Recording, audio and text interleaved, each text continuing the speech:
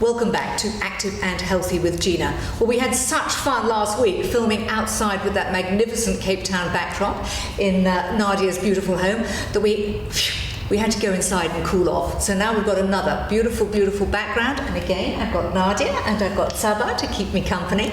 And we're going to have fun. We've got 5 of our little exercises to do today for our 10 minutes of Ageless Grace. So we're ready. I hope you're ready. Got a nice firm chair. Got your bare feet ready. No one's there to kind of lock arms. Got yourself space? Let's get going.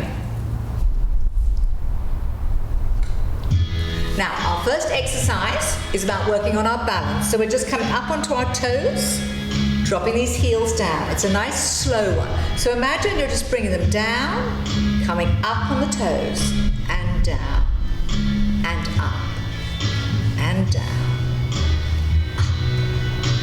up. Lovely.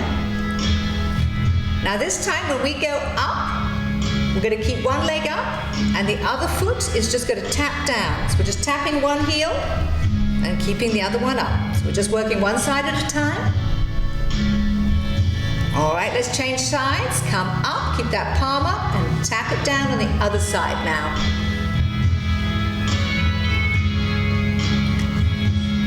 Lovely. Now we're going to be alternating them. So this time now we're bringing both hands up and we're taking one heel down, one hand down on the other side.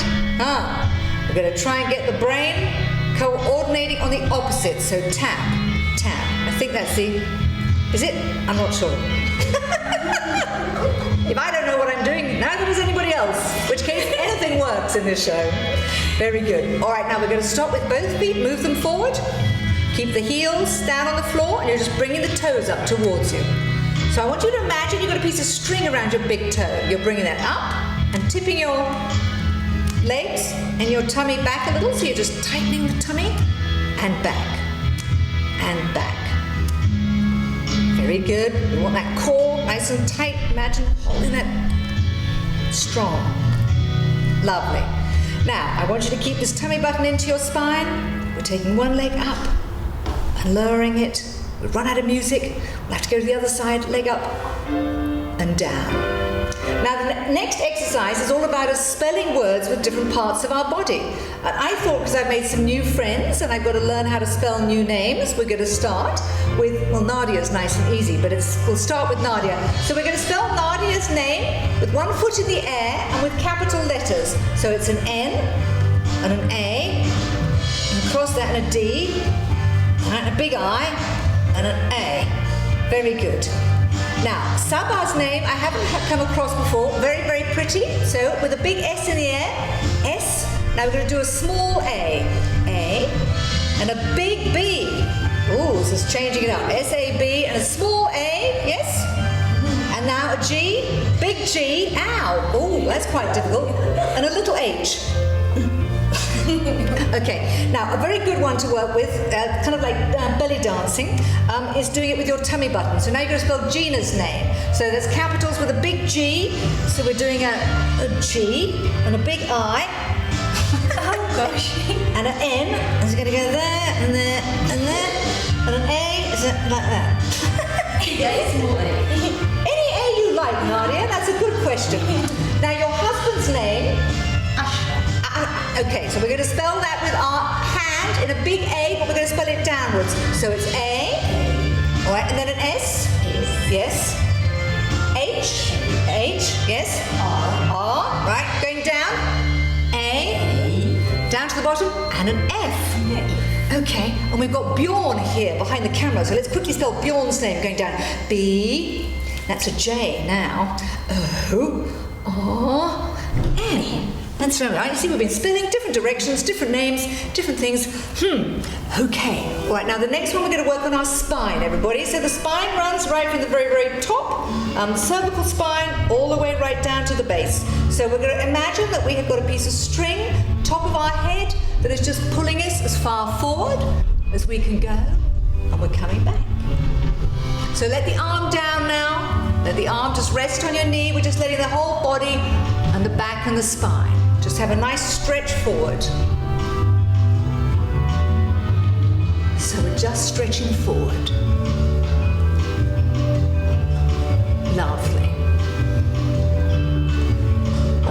we're going to put the hands onto the shoulders. Now we're going to take the body and twist it to the side. So the shoulders are going to the side, the head and nose are following. Come back to center, and we're going around the other side. And center. Other side. And center. Lovely.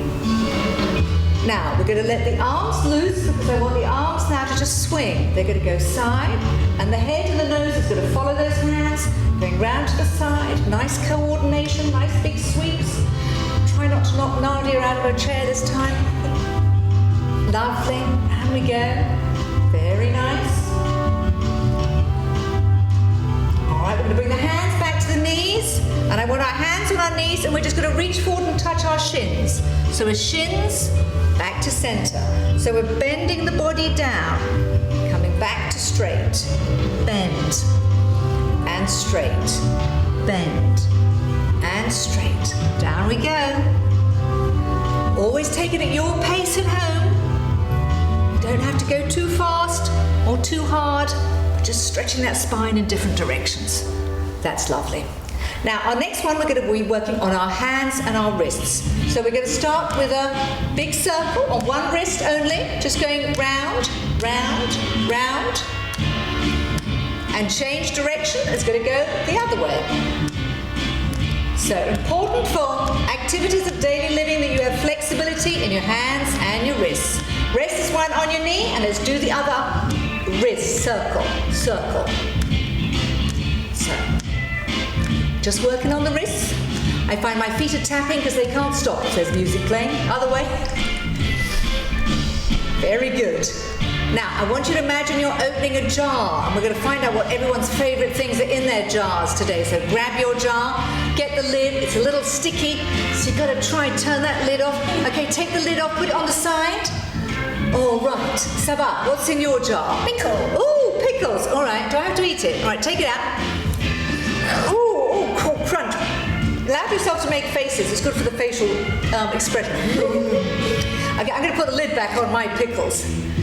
Nadia, have you got a better choice for me with the other hand, please? What's in your jar? Nutella. Nutella. Oh, my favourite. Oh, yes, yes. Big spoon. This is confession time, everybody. Stuff in your mouth. Okay, we're working on these fingers now. So just tap each finger. And we're working that index, middle. So just want to keep them nice and loose. Ring finger. Now the little pinky finger. Now we're going to imagine we're reaching up and picking a little flower with one hand very gently.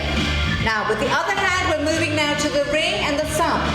So, okay, your brain's got to be thinking about this. We're going back to the other hand now, ring finger and the thumb. This hand's doing the ring and the pinky. So, there we are. Shake these hands out. You get to enjoy your own Nutella and pickles at home. Okay, so everybody, we're just having a little dance. We're finishing up with our last few minutes just dancing in the chair. So we're just doing a little twist. About this exercise is you can do anything you like to it, which is good. But we're starting with the upper body. All right, now we're going to take one leg and make the leg twist in and out. Can we go quicker? Got to try and keep the arms moving as well. Ooh, getting a bit warm here. Let's change sides. Other leg. This leg doesn't want to move as easily as the other one did. Come on. Keep these legs moving. All right, walk them both. Now we're going to take both legs out in a little jumping jack. As far as you can go, as far as your clothes allow you to go, and as far as your legs want to go. And let's cross them in the front and the arms and the legs at the same time. Good. Phew. We warmed up yet? Yes? We're almost there, promise. And we put the knees together and we take them side, side, side, side. Got to keep up. Down to the last few seconds, promise. I think I promise. I do promise. And let's take them forward. Think 12 and 6. 12, 6. Well done. Woo! And there we are. Nadia, Salva, thank you so much. Thank you at home for doing your 10 minutes of our Ageless Grace exercises. We're going to take a little break and we'll see you back for our active and healthy interview in just a moment.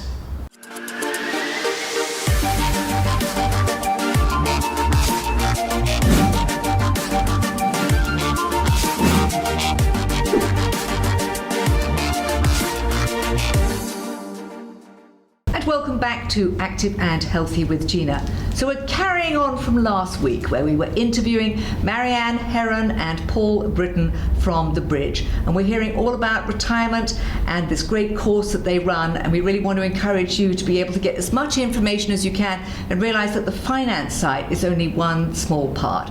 So, Paul, welcome to Active and Healthy. It's lovely to have you with us and great to have you and Marianne. So, as I did with Marianne last week, it's always nice to know a little bit about you as we get started. So, Paul, what is your background? What did you do in the past? I started out as a forester and I eventually became a landscape architect, and I ended up my career in Sand Parks as a strategic planner. Very good. How long were you with Sand Parks for? Oh gosh, about 15 years or so, I think. It's a good organisation, but I know it got to a stage and you were loving what you were doing, but I believe... Were you ready to retire or not? No, I wasn't. My retirement plans were 65, and when I went to Sand Parks they said 60, and 60 came and they said, sorry, you're going. So wow. It was a huge shock. And as Marianne said, there was the something is missing syndrome, and I did hit the something is missing syndrome at 6 months. Terrible depression on antidepressants with all the horrible side effects. And that's where I started doing research into retirement. And I've quite by accident found a book, and I realized what was happening to me happens to a lot of people in retirement. And what was the book? Gosh, it's a very old South African book. I can't even remember what it's called. Okay. It's totally out of print. It was pre-1994, but what it did say was retirement is not fun. And if you're not prepared for all the huge shocks that go with it. Right. And so I started doing research on the internet, and what I found two things is, one, as I said before, I'm not alone. Yeah. A good 60 to 70% of retirees suffer from depression, and it's very difficult to find information other than retirement homes, which are terrible places, and money. Right. But retirement's not just about the money. There's a lot more to it. And if one's not prepared for it, it's like being retrenched. It hits your self-worth. It hits, who am I? The question you have to ask yourself is, who am I when I take away the trappings of my work? Right. And you need to find your real self when you go into retirement, and find something to do that keeps you active and keeps your mind going. So kind of separately, you and Marianne both kind of ended up in the same place by having similar ideas, and then finding that you could work together to create this Rewire, Don't Retire program. Yeah, she was the brave one. She started off a little course in a home in Constantia, and I went to it and I saw, wow, we can work together. And we've been doing this together for 5-6 years now. Wonderful. And we're now at the point where we've got a very good product, and we want to go out and spread the message, because there's a huge need for it.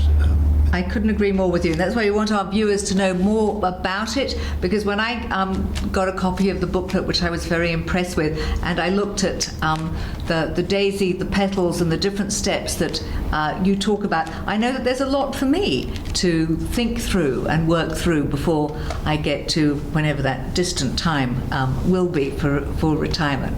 But it's certainly put a lot of triggers and a lot of, I need to think about that, I need to do about that. So will you tell the viewers the key things that you cover in the course and in the booklet? Yes, one of the things that we were doing is how to put a plan together, and several books had long processes of how to do this and then delete this and prioritize this and then do that. And I just thought one day, one of my principles is when I write a report, it's got to be short and succinct and concise. And I'm always motivated by Winston Churchill, who once said, I'm terribly sorry this letter is so long. I didn't have time to write a short one. So I said about how can we have a one-page plan? Smart. And if we can show it. Absolutely. Show it to the camera. So there is the rewirement. So we have got 1, 2, 3, 4, 5, big bit in the middle. So which bit are we going to talk about first? The big bit in the middle is your rewirement. What do you need to do? What are the 3 things you need to do to make sure that you don't go downhill and hit the SMS? The first is a purposeful activity. Now that can be a little business, but also very, very important is volunteering. And there's a link between volunteering and the prevention of dementia, particularly Alzheimer's. So if you're giving back to the community, it's wonderful for your spirit, and it gives you self-worth in the community. The other is fun and recreation. Now, if you open up the paper today, any magazine, you'll see adverts for retirement centres, all fun and walk on the beach. That's part of retirement, but it's not what retirement is about. You can't play golf 24/7, 365. And the other is personal growth. Doesn't mean going back to university. It means going on courses, trying out new things, learning a new language. A simple thing is if you have a third language or a second language, read a book. So I often read books in Afrikaans, which Very is good. fantastic. I'm sure it's good. All of that good for refiring and rewiring neuroplasticity, creating new neural pathways, realizing we can still take on new projects as we get older. What do you do for the fun part of that, Paul? The fun. Am I allowed to ask? I don't know. Our exercise is swimming, so we go off to St James, to the swimming pool. Oh, wonderful. We have a good swim, and then we treat ourselves to a very nice breakfast afterwards. I can only approve. Sounds an excellent plan. Excellent. Good. So what An important thing about this plan, as Yes. Marianne also said, if you do it on your own without your spouse, or if you're on your own without a friend or a mentor, you're probably going to get into trouble. So if someone is single, for example, and they don't have a partner, what would you suggest? That they find a friend to do it Find with? a friend to share with this process, a mentor maybe one of your colleagues, and talk about it. And they might just say, hey, that's a good idea, or you're just crazy. But big percentage of mistakes in retirement is often, normally the husband says, we're going off to the holiday home and I'm going to catch fish. His wife has got other ideas. She wanted to start a little business, or she wanted Spend to more time with the volunteer. grandchildren or something. Something like that, yeah. I think also you were saying there's a tremendous potential here for companies to include work like this for their workers as they head towards retirement, because they don't help prepare people really, do they? No, they don't. They do give advice on finances, which is a huge worry. Yeah. And you think, how on earth am I going to live on that amount of money? It's a huge shock. And that's part of what we're saying is your plan needs to look at how are we going to live on less? Yeah. And then adapt our lives accordingly. So in this, the other one of the petals is relationships. Yes. Marriages can get into a rocky time, particularly when the husband chose to go Fishing. The wife didn't want to go. I know someone who went on a safari through Africa, and his wife hates camping, so she didn't go with him. Ah.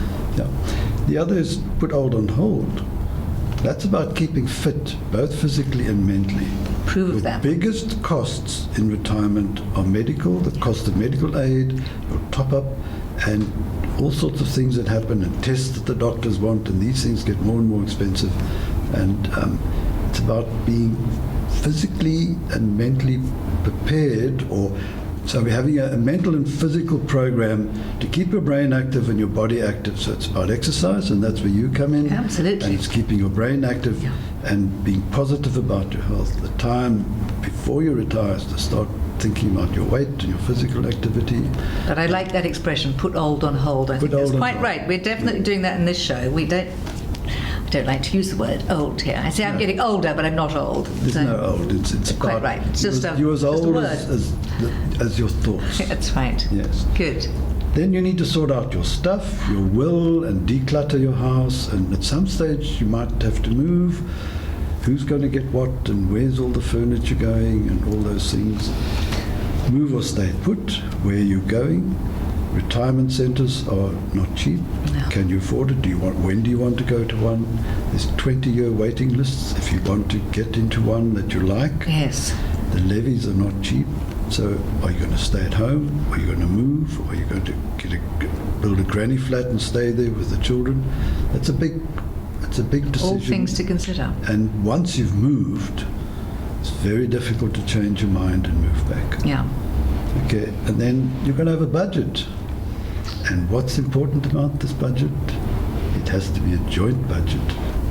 Both in a relationship need to know how much money have we got, where's it going, and how are we saving, and all those sort of things. So the emphasis, and we say it again and again in our presentation, you have to have a shared strategy for retirement. Do you encourage couples, therefore, to come along to the course? Because I know you're doing one soon. So, but you do do them as an ongoing process, which is important. Yes. Yeah. No, couples, it really should be compulsory. I know of one financial advice company that will only interview potential investors if the wife and the husband are there together. Yeah, I think that's so important. Yeah, it's joint decision making. I think that is important. I mean, when I looked at the book, I realised I really did need to sit down and do it with my husband. Yes. So yes, we need to schedule that in and make sure that happens, because there's a great program that you've put together, great things for people to think about. Wonderful. So have we covered all of your petals there? We've covered everything on the one-page plan. Wonderful. And what we encourage people to do is cut out pictures. Yes. And stick them on this blommiki. Right. Or it's based on the Wheel of Life. Yes. And you can stick it up on the fridge. Marianne's husband doesn't like stuff on the fridge. Okay. So you can stick it up above your desk or whatever. It's about visualizing, setting a target and visualizing it. It makes it so much easier than writing something. And That's you can right. take the pictures off. Seeing pictures, absolutely, you can change them round. I think that's lovely. That's lovely. No, it is very practical that people, I've touched on many of these subjects within the show, particularly when it comes to clearing out stuff. One very often gets to read about articles from different organisations that talk about that nobody wants your parents' stuff these days. Oh, yes. You know, your old-fashioned china teacups and all those little things. So I know I inherited a whole load of those from my mother, and yeah, where do they go? We're busy doing that. We took out all the kids' diplomas and cups and photographs and school class photos, put them in a packet and said, here they are, do what you like with That's them, right. because they probably don't want them. Giving them the opportunity to make a choice. Give them the opportunity. Yeah. So that's wonderful. I'm busy with all my books. Both my sons are in conservation and in botany, and they're going to fight about my books. So each book has got a note in it, who it goes to. I think that's very, very well prepared, very organised. And wonderful that you've come from that background. You obviously have a great love for this country and for what you do, and you feel now that you've found a sense of purpose with what you're doing. Oh, absolutely. This just running a workshop with people, and you can see people starting to think about this change that's coming and making a change in people's lives. It really is fulfilling. And Impactful for you both, I'm sure. Yes. So it's been wonderful to get a real sense of what you and Marianne are doing with this course, with the bridge, with Rewire, Don't Retire. We'll let people know when the courses are coming up. So Paul, thank you very, very much for being with us today. Thank you so much. So there we are. I hope you've got a great sense that there is a lot more beyond retirement, and this is a fantastic course, a fantastic program with really 6 great subjects for you to be able to look at in depth. Do it with a partner, do it with a friend, and very, very appropriately, my guest next week is going to be somebody who's going to talk to us about being a volunteer. So thank you very much. Look forward to seeing you next week.